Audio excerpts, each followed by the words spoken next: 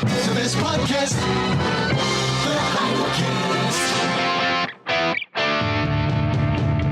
It's a Heidelminicast. And now, Scott Clark. How did we come to be so amazingly confused about the difference between boys and girls? If the Heidelcast helps you, won't you help us keep it going? Please make the coffer clink by clicking on the PayPal link or by sending a check to Heidelberg Reformation Association, 1637 East Valley Parkway, number 391, Escondido, California, 92027. One of the first rules we learned in kindergarten, way back when, was the difference between boys and girls, the difference between the girls' bathrooms and the boys' bathrooms. Girls' bathrooms were for girls, boys' bathrooms were for boys. And apparently now everything's changed. Now anyone who insists that what we knew to be true just a few decades ago and what we knew to be true for thousands of years before that, what we knew from common, shared human experience, what we knew from nature, anyone who says that those things are still true is called a bigot.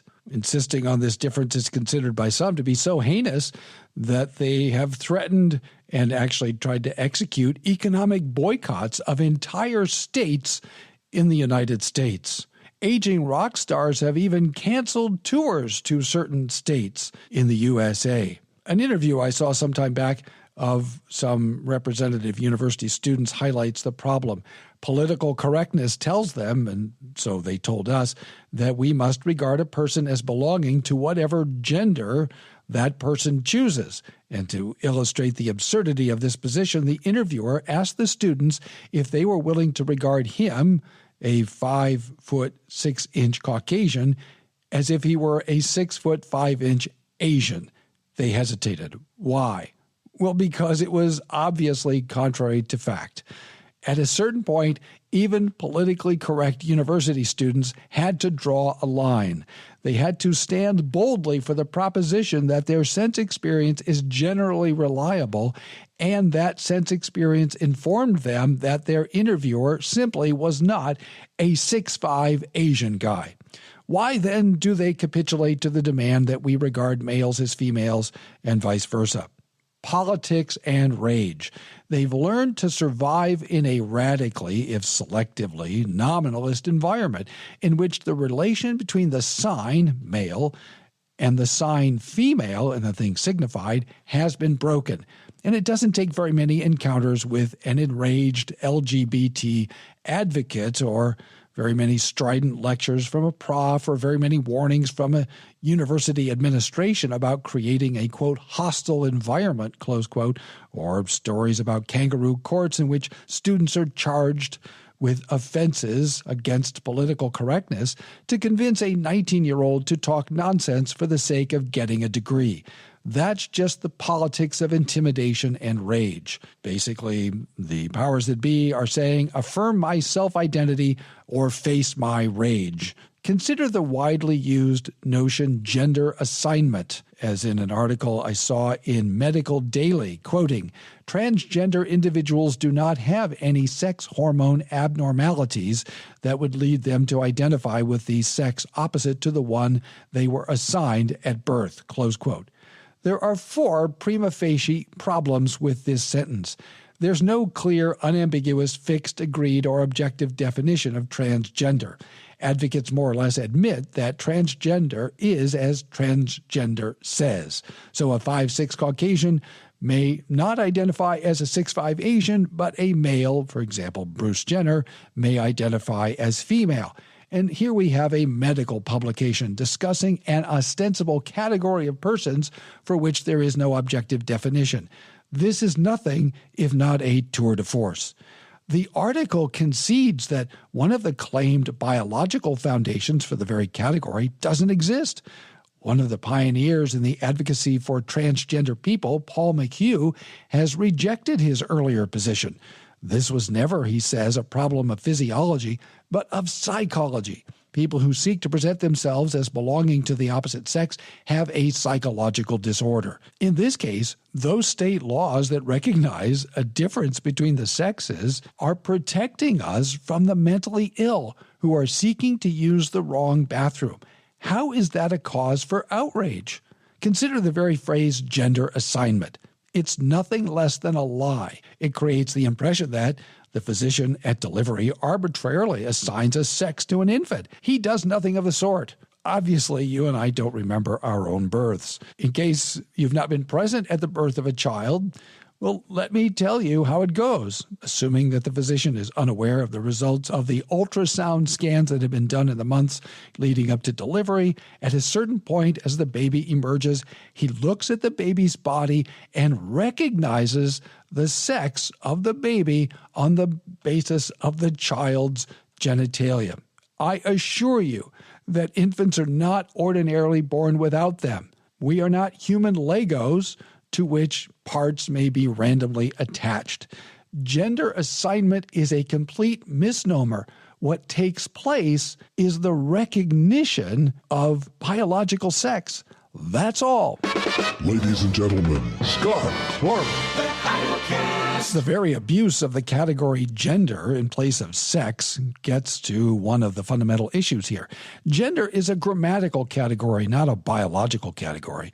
They are not exactly equivalent. The substitution of gender for sex allows advocates to create the illusion that the sex to which one belongs is nothing more than a social convention. Again, this is complete rubbish. Human beings belong to one of two sexual categories, male or female. These are not arbitrary social constructs. They are fixed in nature. They are pre-social. Gender, by contrast, is a grammatical category. It is relatively arbitrary. In some languages, ships, for example, navis in Latin, are classed as feminine nouns. This is relatively arbitrary. The substitution of a grammatical category for biological, natural categories is mischief that is turned out to do real social harm. The very concept of nature has become so alien to assessing sexual identity that an essay I read some time back seeking to explain why the angst over transgender bathrooms never mentions it. The ending of the story is predictable. Those who question the transgender movement are fearful, ignorant rubes who are out of touch with late modern life. Claims about progress and who is on the right side of history are not actual arguments. They are theological claims about the Marxist eschatology. That's the great thing about the future. Anyone can say anything he wants, and nobody can gainsay him because the future hasn't happened. Rejecting nature in favor of patently incoherent nonsense is not progress. Substituting rage for reason is not progress. If a movement is so easily and quickly dismantled, as I've done here in just these few minutes, and yet it continues, we have to ask ourselves why and how it proceeds. Well, it proceeds, at least in part, because the West has lost the very category of nature, that there are givens that are logically and even temporarily prior to convention. And this has happened for a variety of proximate reasons. There has been a centuries-long shift away from the rural to the urban and the suburban.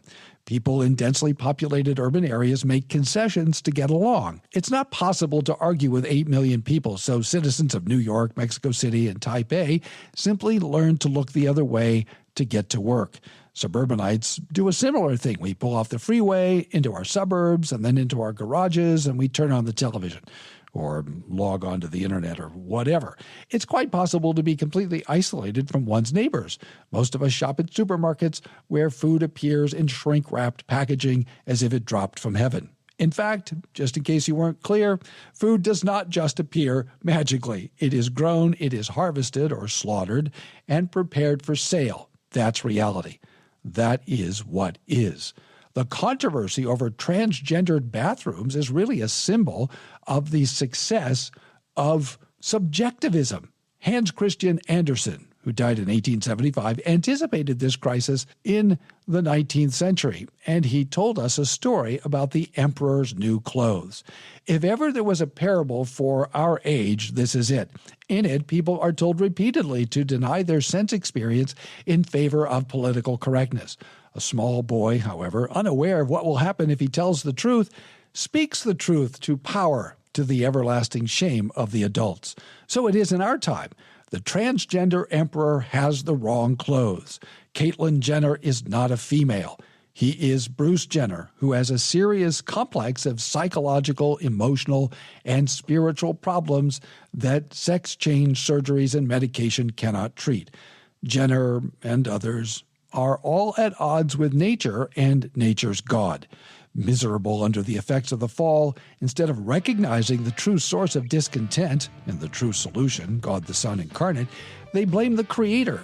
They shake their fist at him, and they go to work to reorganize themselves and all of society with him. What Bruce needs is not a new transgender, but the grace of God in the free acceptance of sinners with God in Christ. Bruce is, as Johnny Lee said, looking for love in all the wrong places. Now, I'm not saying that Jenner should not get psychological treatment and therapy. He most certainly should. The best podcast, the Heidelminicast. Christians are not immune from this late modern disease. We too have lost touch with the very category of nature. Much of modern evangelicalism and fundamentalism is premised on the usually unstated doctrine that grace obliterates rather than renewing nature. For many fundamentalists, creation refers to the length of the creation days and not to a pattern of working 6 days and resting the seventh. There's a quasi-Gnostic character to evangelical piety that says that a Christian must be in a perpetual state of bliss, and that grief is a sort of sin because it denies this version of Christian joy.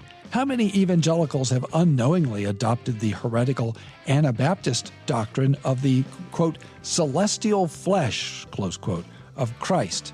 It's a docetic, which is Greek for, it seems, Christology, that says that Jesus only appeared to be human. That's why it's called docetic, and hence denies that Jesus is a true man. How many people are actually heretics in their Christology? Why would such a Christology appeal to Christians? It does because we too often, like the Gnostics, are suspicious of the very idea of nature. We suspect that creation or nature is intrinsically evil and something to be got rid of. It may be that the evangelical suspicion of nature helped to facilitate the very mess in which we find ourselves today. What if the LGBTQ activists have only appropriated a couple of ancient Christian heresies, Gnosticism and Docetism, which 19th century evangelicals transmitted to the modern world? Thanks for listening. Tune in tomorrow for more from the Heidelcast, brought to you by Heidelberg Reformation Association.org. Don't forget, when the coin in the coffer clinks, the cost of bandwidth shrinks. Copyright Heidelberg Reformation Association. All rights reserved. This is a Heidel Media production. The best podcast, the Heidelminicast.